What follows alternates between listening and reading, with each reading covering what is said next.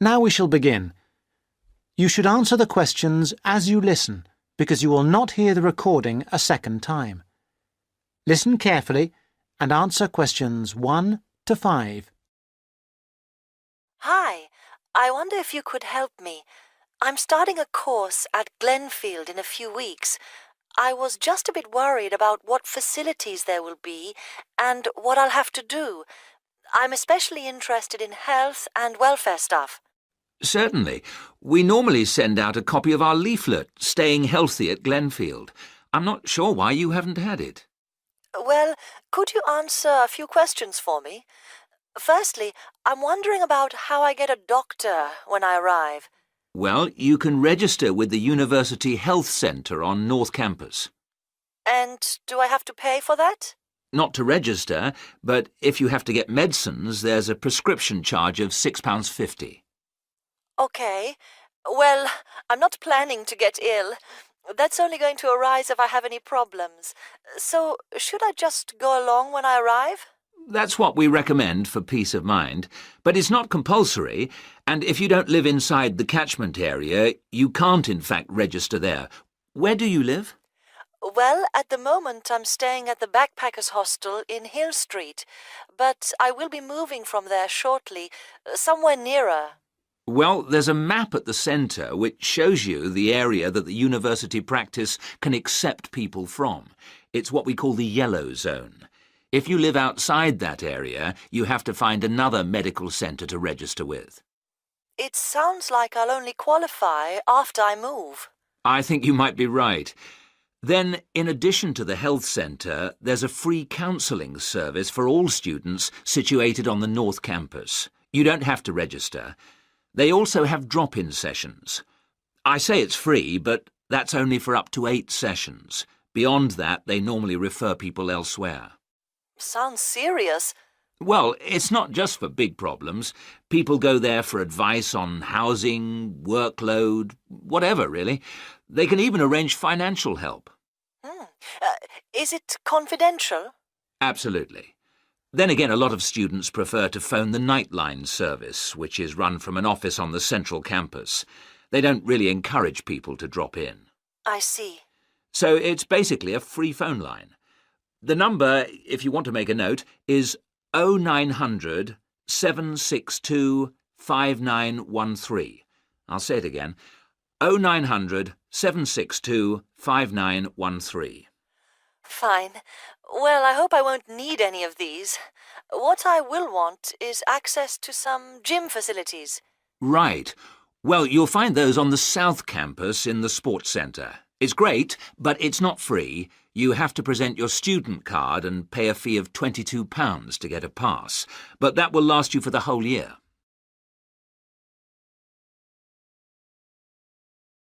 Now listen and answer questions 6 to 10. Is this information on the website? I'm afraid not. I can send you some leaflets or even resend the whole information pack if you give me your details. Could you send the whole information pack, please? Yes, that's fine. I'll have to take down some details. Could you tell me your full name? Sonia Orr. S-O-N-Y... No, I'll spell it. S-O-N-I-A. Then Orr is O-R-R. Orr. OK. And you said you were on Hills Road? Yes, but don't send it there as I'm about to move. I'll give you my new address, which is 22 Winter Gardens. That's Glenfield. And the postcode? Oh, yeah. That's GF23 9BQ. Fine. Now, we're doing a bit of data collection about who uses our services at the moment. Can I just ask a few more questions? Yes, that's fine. OK. If you're an international student, what country are you from? I'm from Switzerland. And how old are you? I'm 24. And finally, which course are you enrolled on? Right. Well, that's a bit complicated, since I'm hoping to switch to economics and history. But at the moment... I'm down to do economics and sociology. It's a joint degree. OK, I'll put that. Great. Well, I'll pop the information pack in the post and you should get it soon. Now, listen carefully and answer questions 11 to 15. Hi, Lynn. How's your project coming along? Oh, not very well. I've got all the information, but I can't seem to organise it into a presentation. Well, you'd better hurry. You only have one more week. Yes, that's okay. It's just that... Oh, Well, why don't you try your presentation on me? Maybe I can help. oh, really? Great. Okay, well, I've chosen solar power for my subject, and I'm going to talk specifically about domestic water heating. You know, like the ones popular in America. I've got some facts here. Oh, that's good. But just start your presentation from the beginning. Oh, right. Well, here we go then. There are many reasons why we should be looking elsewhere for energy sources. As most people are aware, fossil fuels and other such non-renewable sources are by definition finite, so something needs to be in operation soon. Currently, there are a number of alternative energy sources available which can, with a little preparation, be used to provide for a significant part of our domestic energy requirements. In this presentation, I am focusing on solar power and its application as a domestic water heater. As a renewable energy source, solar power is in many ways ideal. The amount of the sun's energy which reaches the earth every minute exceeds the energy that the global population consumes in a year. Although scientists argue that it is not finite, sunlight is certainly a long-lasting resource which is not depleted through use, and solar power converters use this energy without needing any complex moving parts. Once collected and stored, solar energy can be used for many purposes, but it is becoming increasingly popular as a domestic heating source. Generally, a building that is heated by solar power will have its water heated by solar power as well, and this has even worked in areas that are not exposed to long hours of direct sunlight, such as the United Kingdom, although not so well as in warmer climates. Why have you stopped? Well, that's all I've got so far. Oh, well. Start by talking about how effective it is. Oh, okay. Well, there are a number of factors that influence how efficient solar power can be. The first, obviously, is the amount of sunlight, and this is dependent on season, time of day, and climate. Although the UK has something of a bad reputation for sunshine, it is actually quite productive during some parts of the year. Given a sufficient size of solar panel and water storage tank, solar power can provide all of our water heating requirements in June and July, and even provide the majority until October. From October to the end of the year, this figure falls dramatically. December is the least productive, being able to supply less than 5% of the average household's hot water requirement. It is at this point that solar power needs to be supplemented with a more traditional form of heating. From January, solar power becomes more effective at a rate of about 20% per month, although this rise decelerates to around 18% by May. Now listen and answer questions 16 to 20.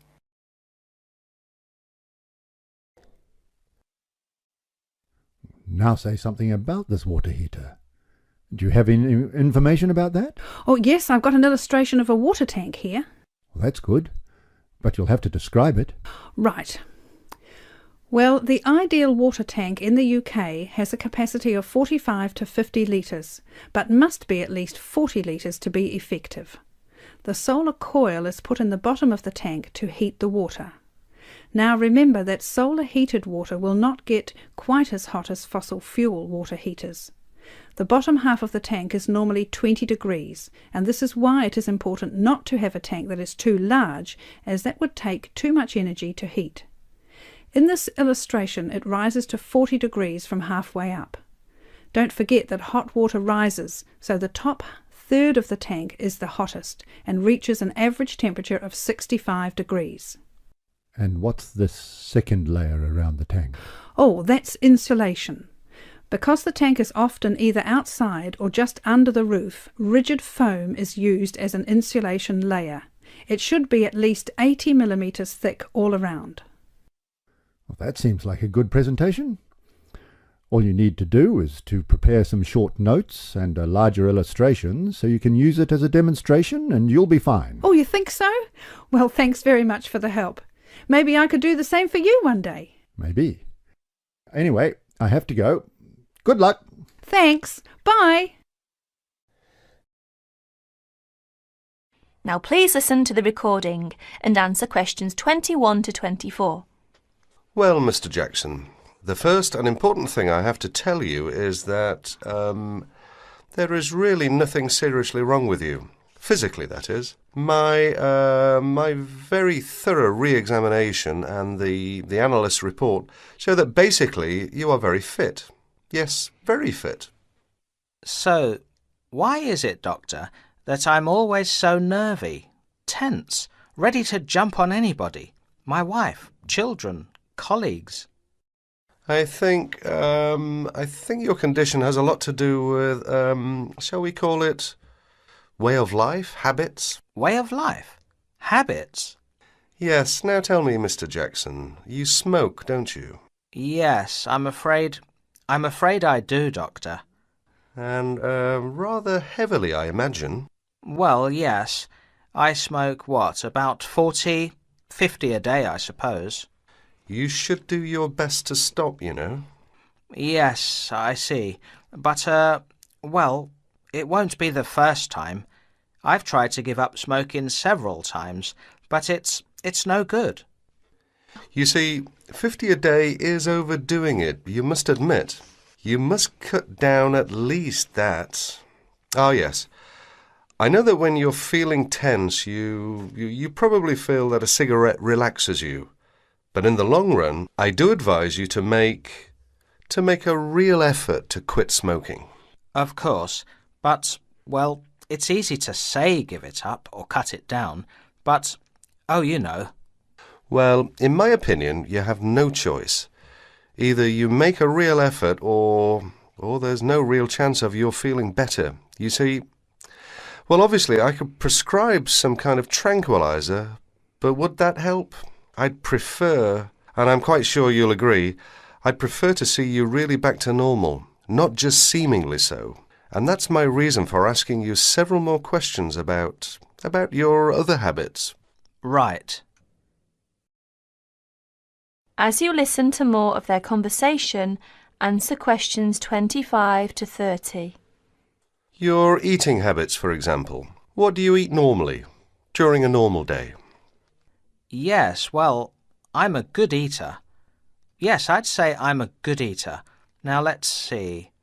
Up at 8 in the morning, and my wife has a good breakfast ready.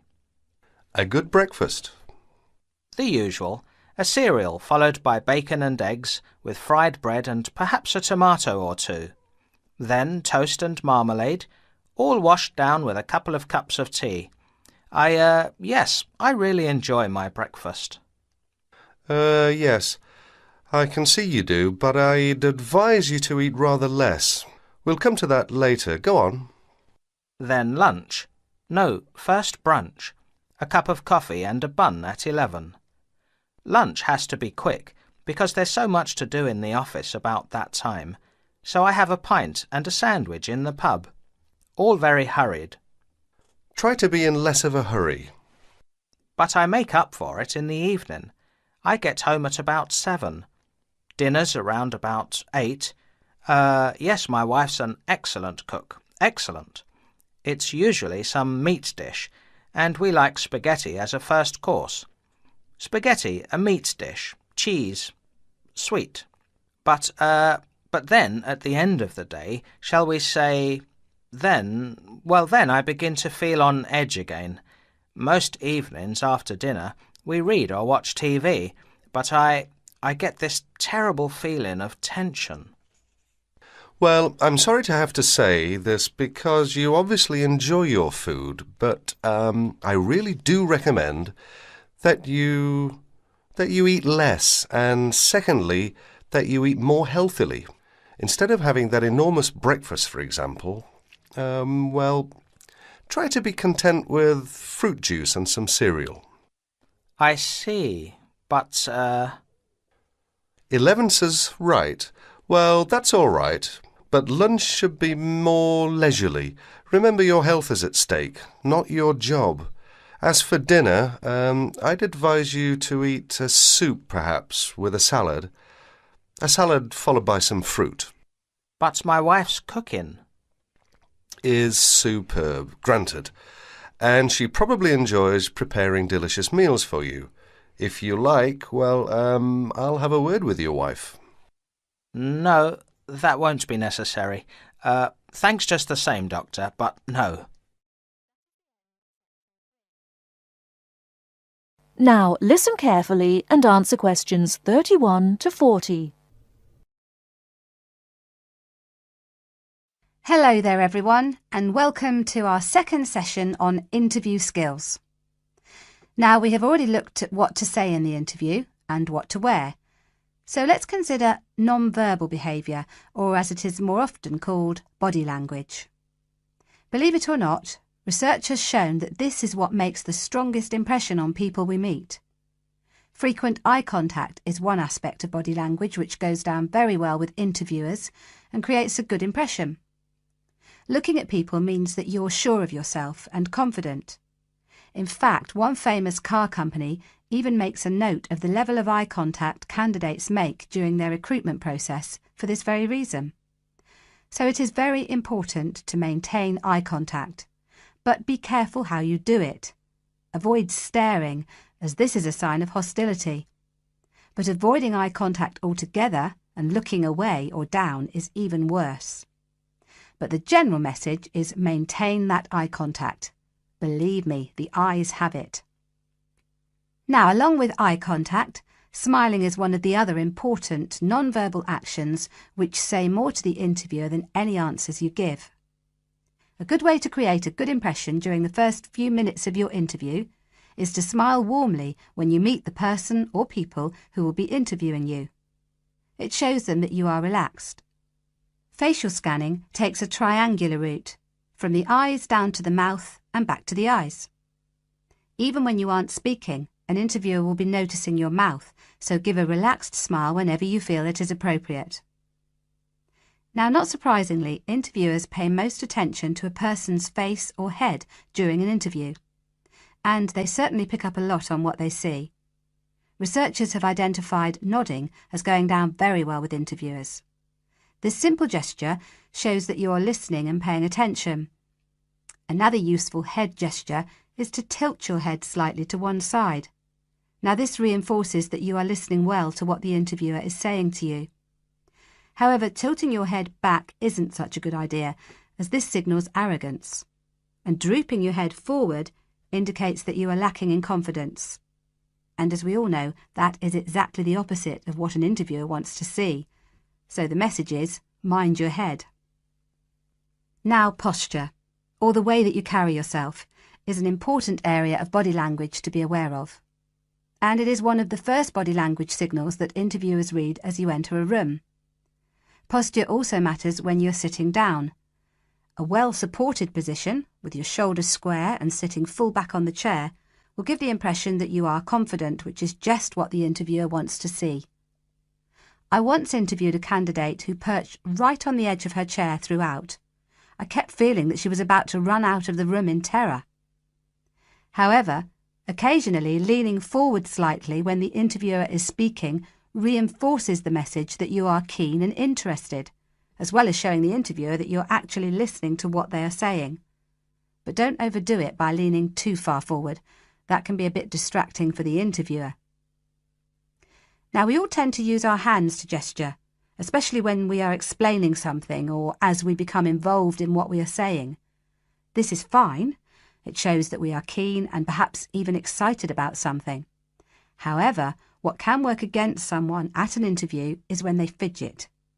This kind of moving about is, of course, what we do when we are nervous, and fidgeting can be very distracting to watch.